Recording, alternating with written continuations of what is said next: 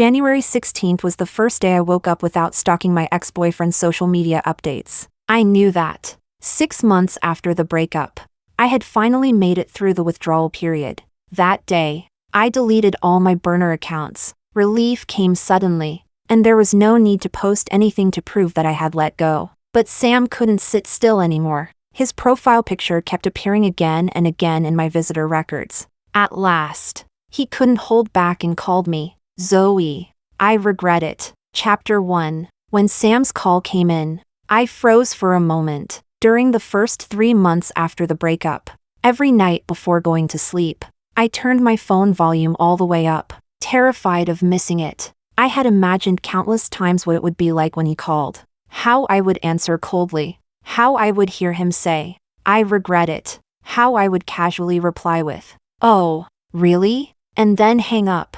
I must have imagined that scene no fewer than 50 times, and every time I finished imagining it, I felt especially vindicated. I longed to hear regret in his voice, but when I really looked at the familiar number on the screen, I realized there was not even the slightest ripple left in my heart. Only afterward did it hit me. So when you truly let go, there are no feelings left at all. Actually, this phone call was not unexpected. Lately, his profile picture had been showing up frequently on my social media accounts. I knew he was sending some kind of signal, but I had no time to guess at what he was doing. Throughout the past 3 years of breaking up and getting back together, we had always kept the same tacit understanding. I was the one responsible for breaking up, and he was the one responsible for making up. To outsiders, even when he was single, there was never any shortage of women pursuing him. Yet he always seemed devoted to me alone. But love is like drinking water. Only the one drinking it knows whether it is warm or cold.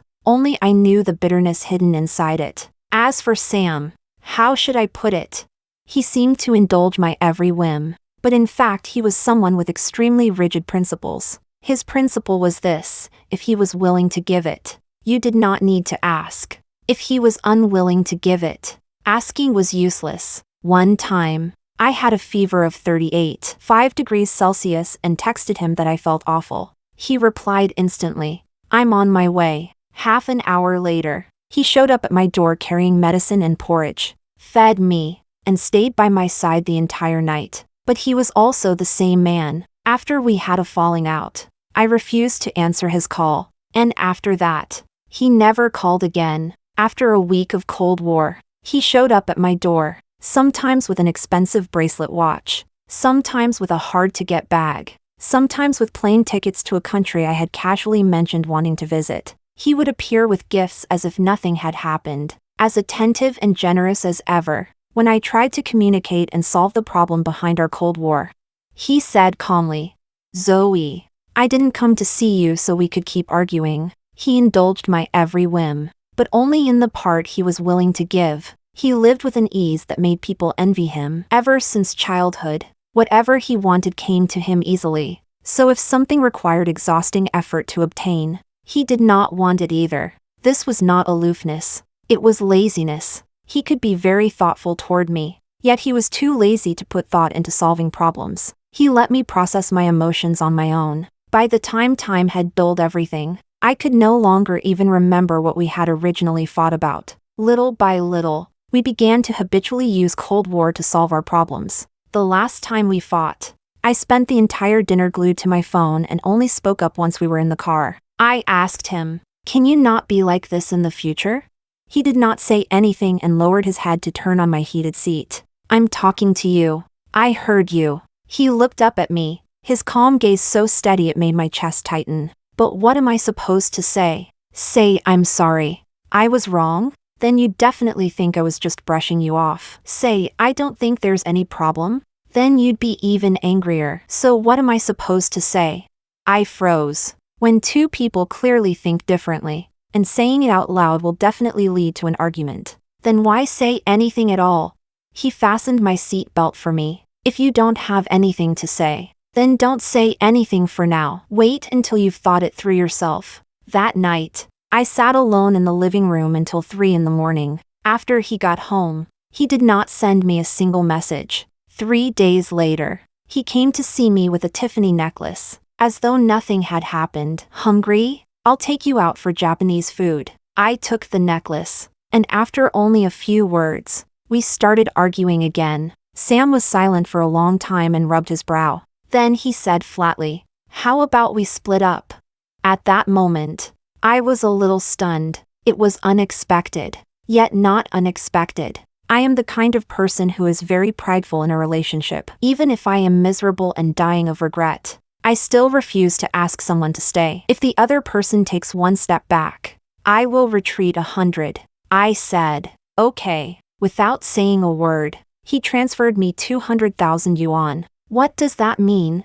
His expression did not ripple in the slightest. It's nothing, just a small gesture. Even when I break up with someone, I don't like owing my other half anything. You don't have to feel too bad about it either. It would be the same no matter who it was. After saying that, he turned around and left cleanly and decisively. Chapter 2. Heh. I cursed him in my heart. Don't come crying back to me in the future. That night, like some kind of psycho, I lay in bed replaying and chewing over his words and the breakup scene again and again. Very well. The one who brought up the breakup and said the heartless things wasn't me. It was as if, so long as I was certain he was the one in the wrong, I would have a few more chips in my hand. Then when he thought back on it in the future, he would regret it even more. Before going to sleep, I was certain that he would definitely come back to me. But the next day, he changed all his profile pictures. On the third day, he changed his moments cover too. It had originally been a photo of me. Now it was a cat. On the fourth day, a friend sent me a screenshot of his moments. Someone had replied under their own post to Sam. "Sam, are you single now?" He replied, "Yeah." I stared at that one word for a long time. In the past, whenever we broke up, he never said things like that on moments. Then another screenshot came through. Someone invited him out, and he went. The photo showed the dim lighting of a lounge bar. He was sitting in a booth, and beside him sat a girl with shoulder-length hair and very soft lines to her profile. He lowered his head to listen to her, a faint smile at the corner of his mouth. That smile was too familiar to me. Back when he had first been pursuing me, that was exactly how he used to look at me. I placed my phone face down on the table and went to the kitchen to pour myself a glass of water. After I finished drinking it, I realized my hand was shaking. That was when the insomnia started.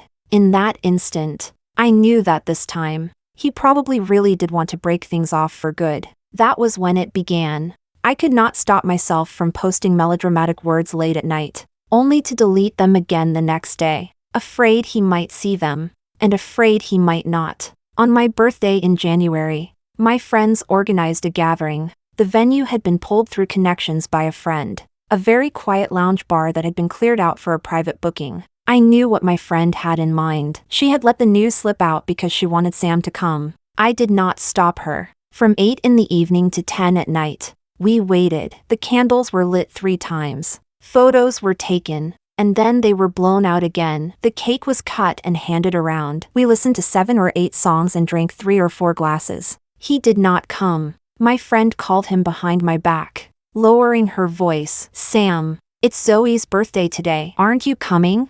I pretended not to hear and lowered my head to fiddle with the fork on the cake. A few minutes later, my friend came back, looking a little awkward. He said something came up and he couldn't get away, but he hired a band to come over. "They'll be here soon." I nodded and said nothing. That band was pretty well known locally, niche, and hard to book. I had mentioned them to Sam once before, saying that their live performances were especially good. At the time, he had only gone. I thought he had not taken it to heart. The band sang 4 songs. After I finished listening, I said goodbye to my friends and took a cab home. When the car reached Huaihai Road, it got stuck in traffic. Out of boredom, I looked out the window. The display window of the Gucci store on the roadside was still lit. 2 people were standing in front of it. I knew the man. 4 months after our breakup, he was still wearing the gray overcoat I had gone with him to buy. The woman was not unfamiliar to me either. It was the same shoulder-length haired girl from the photo, tilting her head up and smiling as she said something to him. He was carrying 2 shopping bags, his expression calm. He was someone who hated trouble, and in the past he had rarely gone shopping with me. Some things had probably already settled into place. The driver honked. "Traffic's moving ahead. I turned my head back. Let's go. I remember that day. It was January 16th, the day after my birthday. At 7:23 in the morning, the first thing I did after waking up was not reach for my phone, but lie under the covers for 3 minutes, staring blankly at the ceiling. The 180th day after the breakup, I could finally open my eyes without thinking of him. Then I turned on my phone and deleted every single burner account on all my social media apps. There was no sense of ceremony. No posting on moments to announce, I've let go. I just got up and tapped a few times, like deleting a batch of expired photos. Chapter 3. The next day. A coworker I was on fairly good terms with introduced me to a guy, saying he had pretty good credentials and telling me to go meet him. I originally wanted to turn it down, but my coworker said it had already been arranged, and not going would be disrespectful. Fine. We met at a barbecue place. I arrived 5 minutes early, and he was already there. When he stood up to greet me, his gaze swept over me from top to bottom, and he smiled as he said, "You're prettier than in your photos." I frowned slightly as I sat down and did not respond. He started introducing himself, where he graduated from, where he worked, how many properties his family owned, what kind of car he drove. He spoke very quickly, like he was reciting a resume. I listened and occasionally gave an all the while thinking about how to end this as soon as possible. After the food came, he abruptly changed the subject. "I heard you dated someone before?" My chopsticks paused for a second. "I've seen him a couple of times," he said casually. "That guy's nothing special. His family has a bit of money, but he's not capable himself. Did you know he used to want to study painting? His family wouldn't allow it, and he really just gave it up. Rich kids like that are pathetic. They can't make a single decision for themselves." I said nothing. He thought I was listening, so he continued, "And I heard he's kind of a jerk too. Dates one girl and dumps the next. You didn't lose anything by breaking up with him. Have you really met him?" I put down my chopsticks. He froze for a moment. "Have you really met Sam?" I asked. His expression turned a little uncertain. "No, not really, but in our circles everyone." "Then that means you haven't," I said. "If you've never met him, what exactly are you sitting here judging him for?" His face stiffened a little, and he gave an awkward laugh. "Wasn't I just sticking up for you?" "There's no need," I said. "He treated me very well. Besides, our breakup was between the two of us. It has nothing to do with outsiders. And the thing you said about him wanting to study painting, I know about that. He's the one who didn't stick with it. Not because his family forbade him. He doesn't blame his family. So there's no need for you to do it for him." I looked him straight in the eye. "Not one thing you just said was right." His expression turned stiff. All right, he said with a dismissive wave. "You're so protective of him. If he was that great, then why did he dump you?"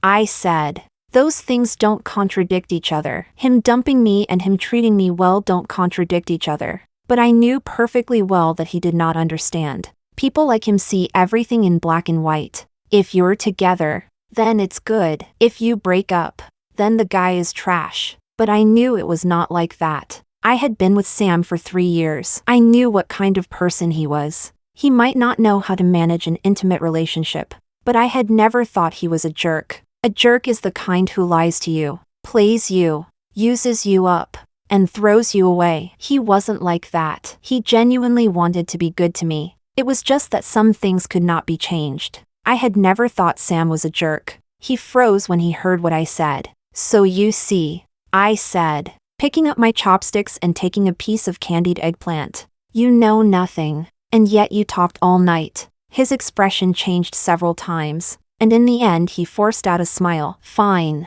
My bad for talking too much. But don't blame me either. In your situation, people are bound to make assumptions." I let out a cold laugh. "What kind of situation am I in?" He looked at me, and there was something else in that smile now. "You've been broken up for half a year and you're still speaking up for your ex. What did he feed you? Some kind of love potion? Or do you just like rich guys?"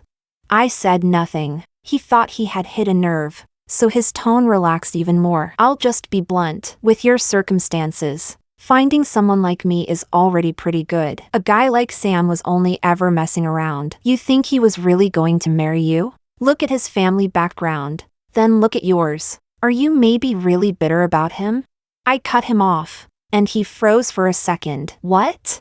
"Sam," I said, "you seem especially bitter about him." His expression shifted. "The things you just said didn't sound to me like you were trying to stand up for me." I stared straight into his eyes. "You wanted to say them for your own sake. You can't stand people like him, born into money, never having to fight for anything, having whatever they want. And you have to study like crazy, work like crazy, save like crazy to buy a car and a house. And after clawing your way to where you are today, you still find that he started out somewhere you'll never be able to reach." His face went rigid. "So the only thing you can do is come to a setting like this, talk to someone who knows him, and call him pathetic, call him a jerk, say he only has what he has because of his family. And after saying all that, you feel a little better inside? What the hell are you talking about? Am I wrong?" I looked at him. "Everything you just rattled off, where you graduated from, where you work, how many houses you own, what car you drive, I didn't ask a single thing. But you volunteered it all. You care so much about those things because there are people who don't care about them and still have them. And you can't stand that." His face flushed bright red.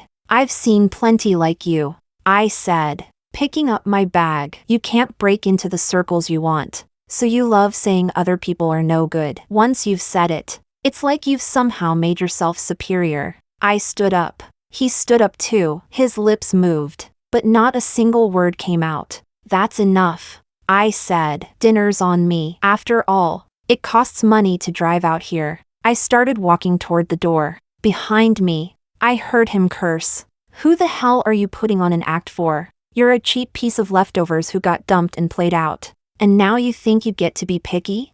The door was pushed open. Sam was standing there. He was wearing that dark gray overcoat and standing in the doorway. His expression unreadable. I had no idea why he was here or how long he had been standing there. He looked at me once, and after confirming that I was all right, his gaze moved past me and landed on the person behind me. He said nothing. He only looked at him. An inexplicable pressure filled the air. The guy's face went from red to white, from white to green. His lips moved, but he did not dare utter a single word. Sam took one step forward. The guy stumbled back 2 steps in a row, crashed into the table, and dishes clattered loudly. "Sam," I said. He stopped and turned to look at me. I knew what he was thinking. He wanted to hit him, wanted to stand up for me, wanted to make that guy swallow his words. He was wearing a dark gray overcoat with a sharp cut. He had probably just come from some formal occasion.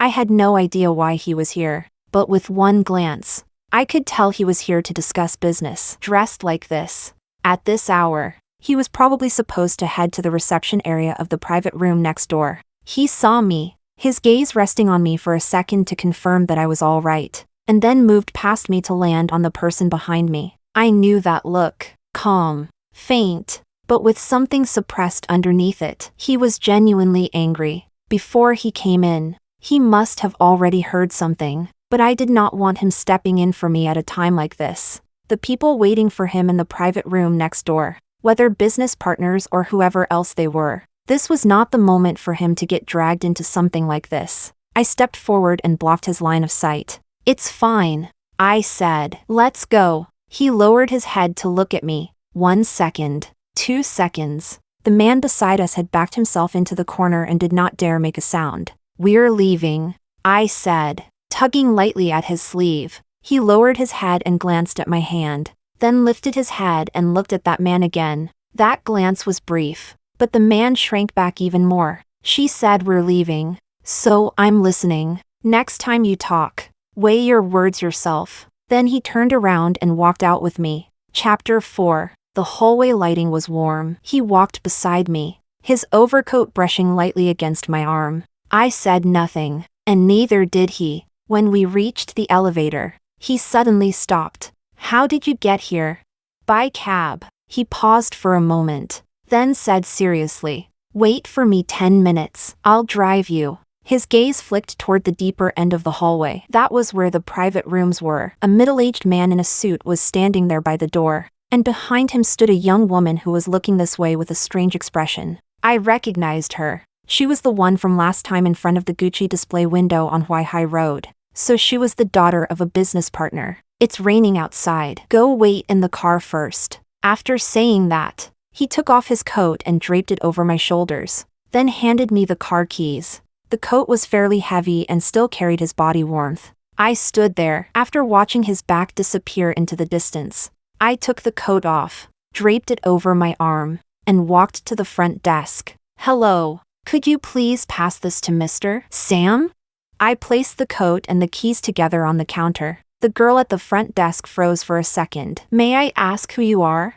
A friend, I said. Tell him I left first. Then I walked toward a cab. As soon as I got out of the car at home, the night wind rushed over me. It was still raining outside, thin and fine, falling on my hair like mist. My phone rang. It was a message from him. Where are you?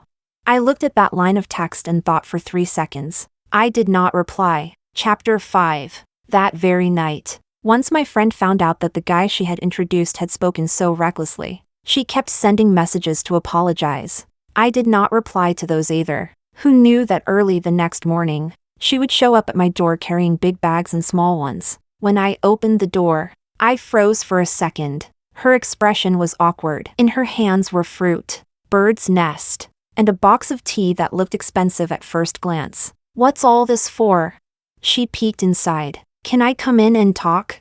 I stepped aside and let her in. She set everything down on the coffee table, sat down, rubbed her hands together, and only after a long while did she speak. I'm sorry, Zoe. That guy yesterday. He's a relative on my husband's side. I really didn't know he was that kind of person before. I poured her a glass of water and said nothing. I really didn't do it on purpose, she said, looking at me. I just wanted to introduce you to someone whose conditions seemed decent. Who knew he'd start talking like that the moment he opened his mouth? All right, I said. It's not your fault. She let out a breath of relief, but her expression was still awkward. After a few seconds of silence, she spoke again. But don't be angry anymore. Something happened to him. I held my water glass and looked at her. He lost his job, she said. He was notified this morning. He couldn't even get into the office. I asked around through some people, and they said someone higher up had put in a word. I did not respond. She sighed. It was Sam, actually. Sam didn't really do anything. He just let people know he was upset. But think about it, with the kind of circle he's in, who would still dare hire that guy? I took a sip of water. But Sam's pretty strange too, my coworker said, glancing at me. I've never seen him stand up for anyone all these years. You two have already been broken up for 6 months. So what's he getting out of this? Could it be that he wants to get back together? I said nothing. My friend thought I was thinking about something, but in reality I had only remembered what he said on the day we broke up. Even when I break up with someone, I don't like owing my other half anything. You don't have to feel too bad about it either. It would be the same no matter who it was. What happened yesterday would not have been because I was somehow special, either. He was just that kind of person. If something happened right under his nose and he could not stand it, he would step in. If it had been any one of his ex-girlfriends, he would still have made sure that person wouldn't show up again. It wasn't for me. It was his own rule. So I did not take any of this as some kind of signal. Chapter 6. I did not expect to have dinner with Sam again so soon. It was a gathering organized by mutual friends. They said it had been a long time since everyone got together, and only when I arrived did I realize he was there too. He was sitting by the window, and beside him was that girl. She had long hair, and when she smiled her eyes curved. She was saying something to him. He tilted his head to listen, the corners of his mouth carrying a faint curve. I paused for a moment, then found a seat and sat down. It just so happened to be diagonally across from him. When the girl saw that I had arrived, she waved enthusiastically. I smiled a little and nodded. That girl was called Olivia. Her family had business dealings with Sam's, and she happened to run into our group of friends. So she simply joined us for dinner. She was very outgoing, good with words, and knew how to keep the atmosphere lively. By the end of the meal, She had taken care of everyone perfectly. At the table, everyone was cautious at first about the relationship between Sam and me,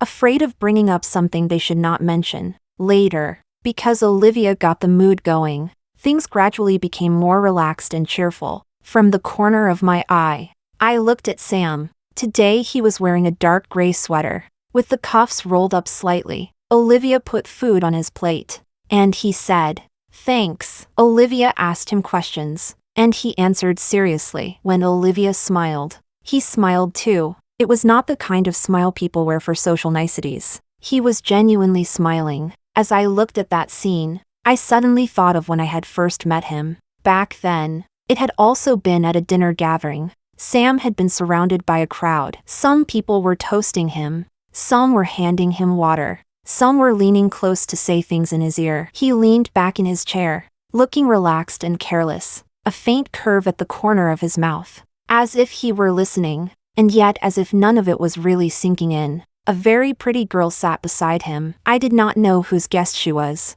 but she kept turning toward him to talk. Sometimes he nodded. Sometimes he smiled. The smile was faint, impossible to fault, but there was no warmth in it. At that time, I was not familiar with him yet. I was sitting in a corner, eating absent-mindedly. Later, he was pulled away to play cards. A whole group of people crowded around and followed him over. And that girl went too. He sat down, drew cards, played them, won money, lost money, all with the same absent air. People flattered him, and he listened. People fawned over him, and he smiled. After losing several big rounds, the people around him were more agitated than he was. He, on the other hand, did not care at all. He casually pushed his chips out as if he were just passing the time. I watched him for a while, not because he was handsome. It was because, even though he was smiling, there was nothing in his eyes. Later, I found an excuse to step out of the private room. That place was too noisy.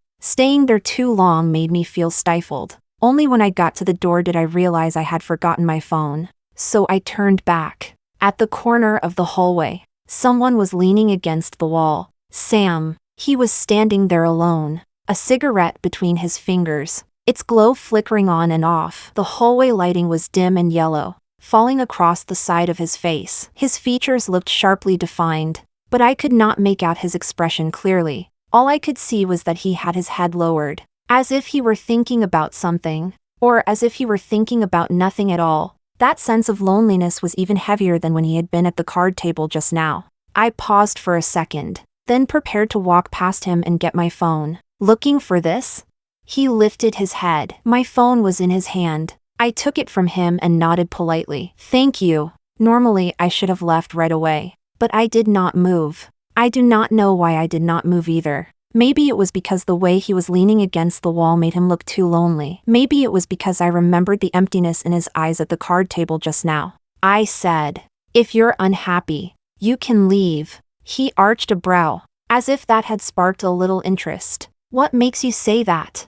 I glanced toward the private room. The door was closed, but the noise inside was only growing louder. They may look like they're all gathered around you, but you've been out here this long, and no one has even noticed. He did not say anything. He just looked at me. That gaze was different from before. It was not the faint, agreeable gaze from the card table, the kind that looked good with everything. He was really looking at me now. After a few seconds, he smiled a little, a real smile. "Then where should I go?" he asked. After that, he kept finding different excuses to ask me out. And later on, we naturally ended up together. He canceled several very important meetings just because I said that day, "I want to see you." He never ate spicy food, but he spent a whole year eating hot pot with me. Later, when I asked him why he never said anything, he said, "As long as you like it." He knew that staying up late gave me stomachaches. So every time I worked overtime late into the night, he would have hot porridge delivered especially for me, never making me go downstairs to get it. Later, one of his friends told me that they had never seen Sam treat anyone like that. With him, throwing money around is easy, but getting him to spend time and effort, that's hard. When I spoke, he listened. When I smiled, he smiled too. Whatever I said, he would respond. If he could not respond, He would just look at me and wait for me to keep talking. Only later did I realize that he could only keep up with the happy version of me. He could not handle the unhappy version of me. One time, something went wrong at work, and someone shoved the blame onto me. I was so angry I was trembling all over. I called him and spoke in fits and starts for half an hour. Actually, I rarely showed negative emotions in front of Sam. At the time, I probably felt that our relationship was deep enough that my real feelings came out naturally. After listening, he was silent for a few seconds, then said, "Don't be angry. Being angry is bad for your health." I said, "I'm not angry. I'm hurt." He said, "Then don't be hurt. Cheer up." I froze. Cheer up. Chapter 7. Later, there was another time when we argued. I went over the problems between us, saying he never spoke up, saying he avoided things, saying that carrying everything on my own was exhausting. After listening, he said, "I know I'm not good enough, but if you keep talking about these things, how are we supposed to move forward?" I said, "I'm bringing these things up precisely so we can move forward." He said, "Shouldn't moving forward mean forgetting all this and being happier?" I looked at him and suddenly did not know what else I could say. He thought happiness was a choice, but I thought solving things was a process, and happiness was the result. What he wanted was an easy, effortless relationship, but what I wanted was someone who could solve problems together with me when they came up. That was when I realized that Sam had actually rarely ever told me what he really thought. It felt like I had never truly known what was in his heart. After that, I stopped saying much, and after that, we broke up. Zoe? I came back to myself. My friend was looking at me, smiling as she asked, "What are you thinking about? I've called your name several times." I smiled a little. "Nothing." I zoned out. I picked up my glass and took a sip of water. "I'm going to the restroom." The hallway was very quiet. I stood in front of the sink and looked at myself in the mirror. It was all right. My expression looked normal. I had not fallen apart. But in truth, there was a little sadness and disappointment in my heart. Not because of Sam, but because I felt a little disappointed in love itself. It was as if even the best relationships all ended the same way. When I pushed the door open and came out, I heard people talking around the corner. It was Olivia's voice. "It's okay, I guess. He's pretty quiet, but once you get to know him, he's fine. It's just that after knowing him this long, he's never taken the initiative to ask me out. Even when we talk, it's always me asking and him answering." Another female voice laughed. "Don't overthink it. I think you've got a shot. With Sam's personality, not rejecting you is already not easy." Olivia laughed too. "I think so too. I'll just take it slow. Anyway, both families are on board." I stood where I was and did not move. Only after the voices in that direction had faded away did I keep walking forward. When I got back to the door of the private room, my friend was standing there, as if waiting for me. When she saw me come back, she tugged lightly at my sleeve and asked with concern, "Are you all right?" I smiled. "I'm fine." My friend sighed and asked, "Zoe, are you still heartbroken?" I thought about it for a moment. The time when it hurt has already passed. I said seriously, "It doesn't hurt anymore now, and I don't love him anymore either." The moment the words left my mouth, the door behind me was pushed open. I stumbled, but someone caught my wrist firmly from behind, and my back fell against that person's chest. I looked up. Sam was standing there, looking down at me, very close enough for me to see clearly what was in his eyes: shock, astonishment, and something else I could not quite understand. His gaze met mine. He parted his lips, wanting to say something. Then his phone rang. Chapter 8. I lowered my head and glanced at it. It was the supplier. "Hello?" Whatever they said on the other end, I answered a few times and hung up. I stepped back. His arm was still hanging in midair, not withdrawn. I looked at him, just one glance. Then I turned sideways, walked past him, and did not look back. By the time I finished dealing with work and got home, it was already past midnight, so I simply applied for time off the next day. When I woke up again, it was already close to noon. I glanced at my phone and froze. Dozens of missed calls. From Sam, from my friend, and from several unknown numbers. Just then, another call came in. It was my friend. The moment I answered, she exploded. "My lady, where are you right now? You finally picked up." Her volume was so loud that I had to hold the phone farther away. "At home." "At home? Then why does your IP address show you in the UAE?" I froze for a moment. "Sam was going crazy looking for you. He thought that after answering that phone call yesterday, you got on a plane straight to the UAE. The situation over there has been tense lately. He said he couldn't get through to your phone, and your location showed you were abroad. He was so anxious he almost bought a ticket and flew over there himself to look for you."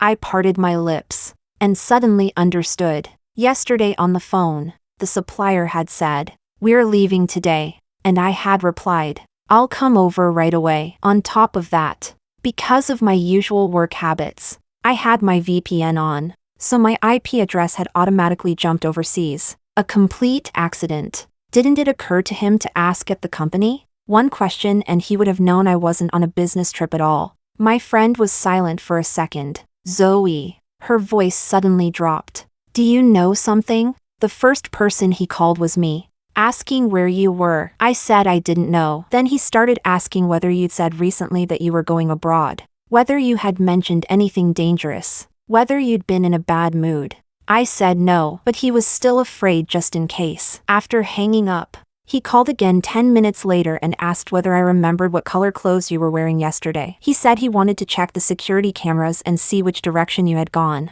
I held the phone and said nothing. When people get nervous, their IQ really drops. I've known him for years. Once he's done, he's really done. He never drags things out. I've never seen him like this. I leaned back against the headboard and gave an My friend widened her eyes. "That's your reaction? What else? Should I cry? Or get back together with him?" There was a pause on the other end. Her tone turned complicated. "Your heart is really hard." I smiled a little. It wasn't that my heart was hard. It was just that I'm the kind of person who cries when I'm hurt. And once I'm done crying, I move on. I don't fight with myself. Chapter 9. After hanging up, I looked at Sam's missed calls. My fingertip paused over the screen for a few seconds, but I still exited the page. Given our relationship now, there was no need to report that I was safe. In the end, we were people who were only going to drift farther and farther apart. But after that day, I ran into Sam again. It was at an industry summit, and the channel partner I went with was very considerate and even made a detour to pick me up. His name was Ryan. I'd heard he was a rich second-generation founder who had started his own business. We had worked together for 3 years, and our relationship had always remained neither close nor distant. Today he was wearing a dark blue suit, restrained and handsome. When he saw me coming downstairs,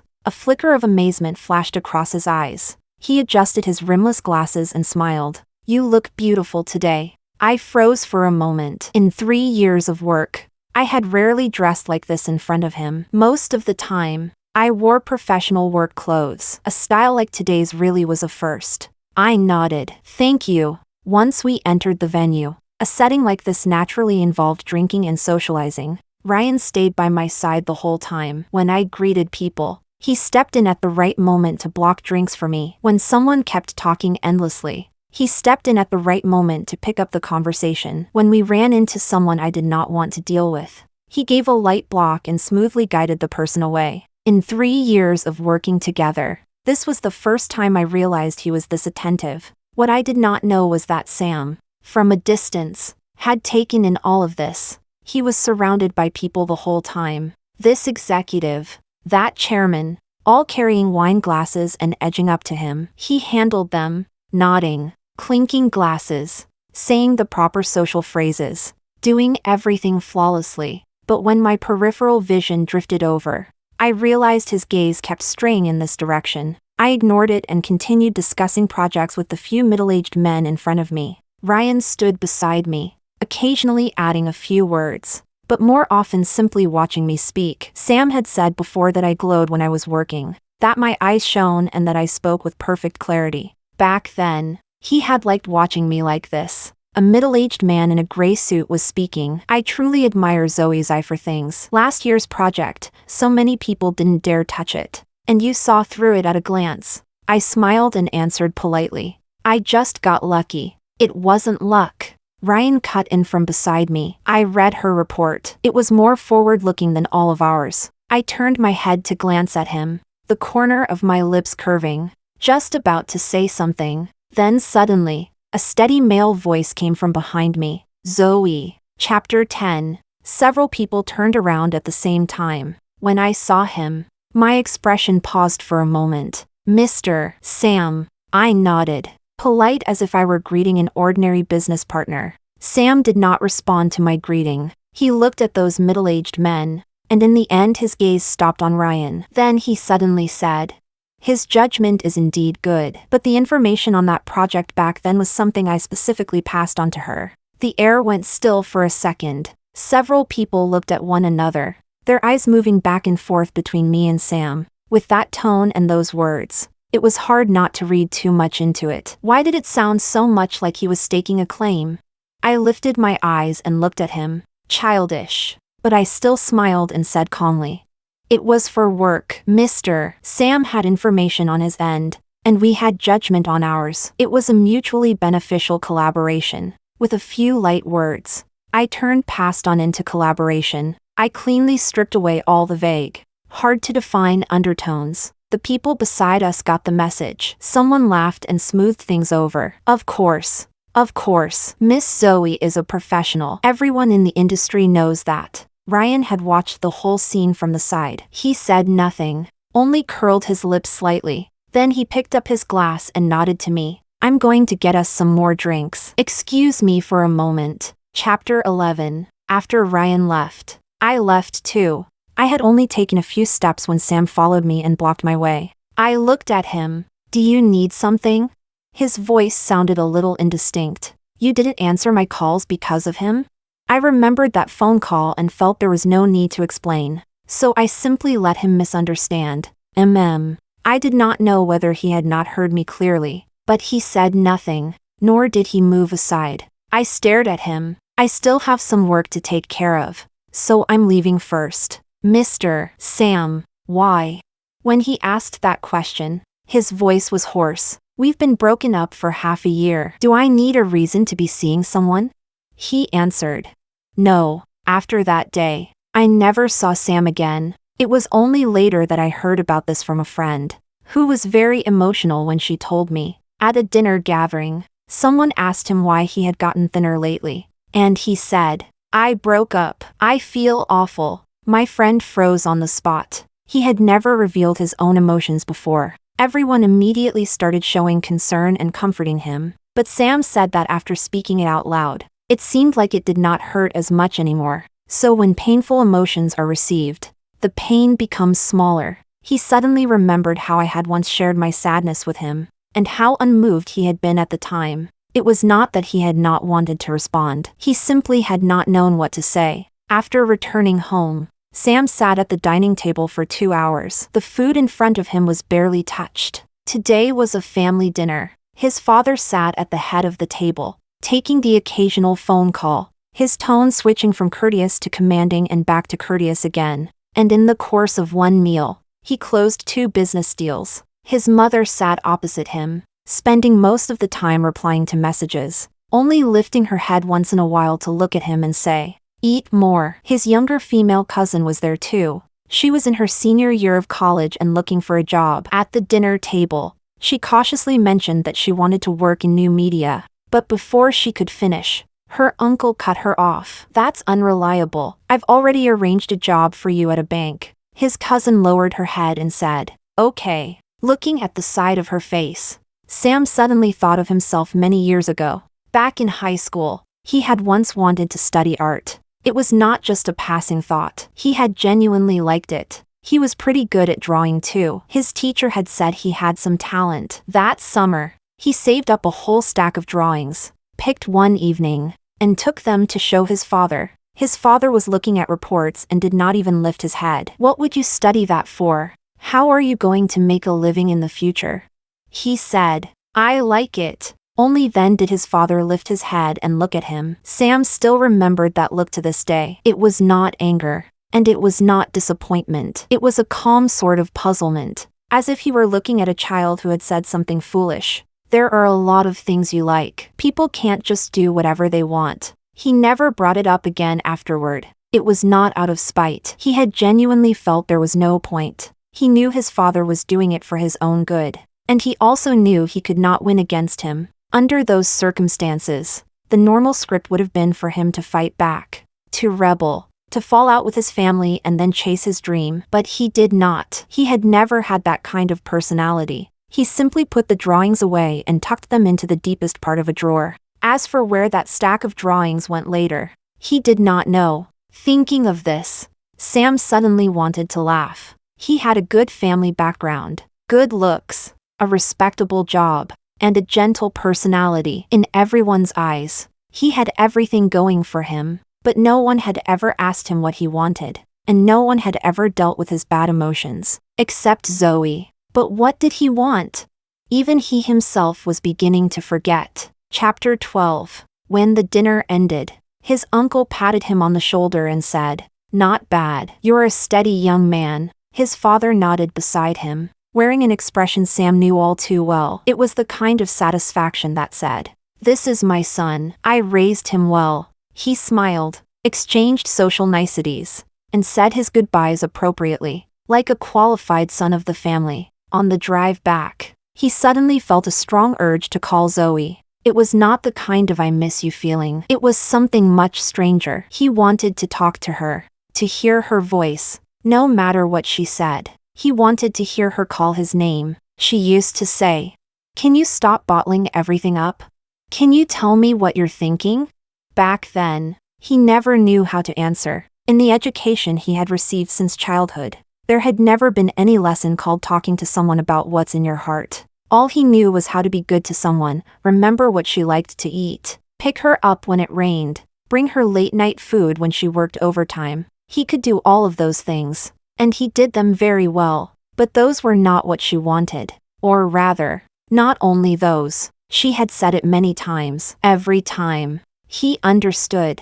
But every time, he still could not do it. It was not that he did not want to. It was that he did not know how. When the car entered Zoe's residential complex, he turned off the engine but did not go upstairs. His phone screen was lit. He tapped open her profile picture. Their chat history was still frozen at half a year ago. The last message had been from her. Only 3 words. "I'm leaving." He had not replied. It was not that he had not wanted to. He just had not known what to say. Whatever he said, she would not believe it anymore. Whatever he said would sound like damage control, not like asking her to stay. At the time, he had thought she would come back. They had broken up so many times before. Every time she left, he waited a while, and she came back. Chapter 13. After that, Ryan and I got a little closer, but we still did not take things one step further. Even though he asked me out from time to time. One day, Ryan had just taken me home after dinner. He dropped me off downstairs. We said goodbye.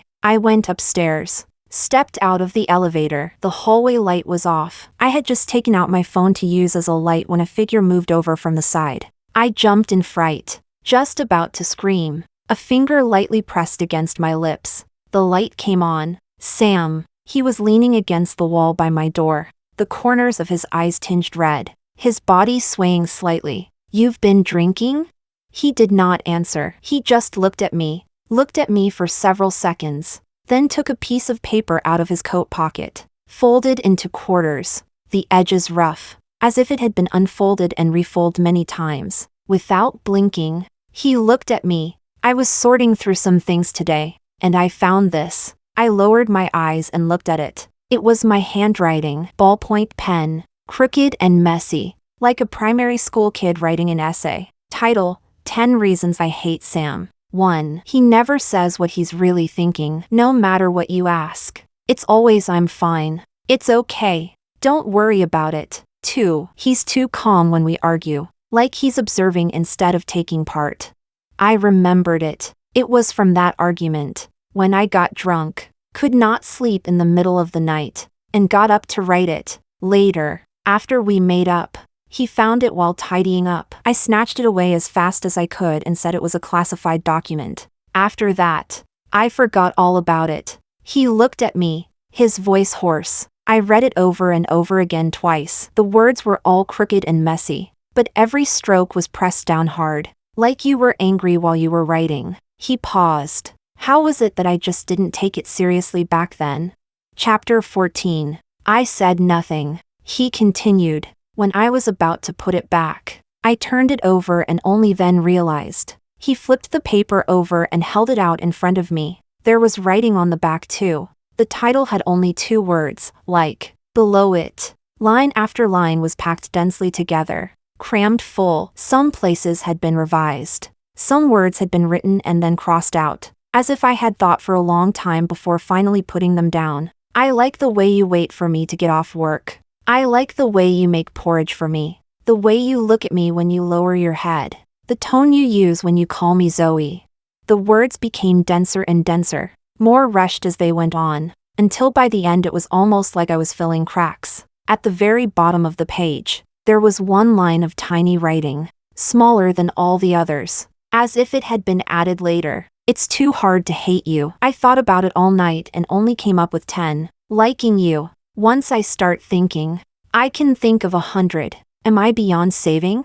I stood where I was, looking at those words, and did not speak for a long time. He folded the paper back up and tucked it into the inside pocket of his coat, the side pressed against his chest. The hallway was very quiet. The motion sensor light went out, then came back on. He looked at me. Zoe, do we still have a chance? I said nothing. He waited a moment, as if he already knew the answer, then asked, after we broke up, were you ever hurt?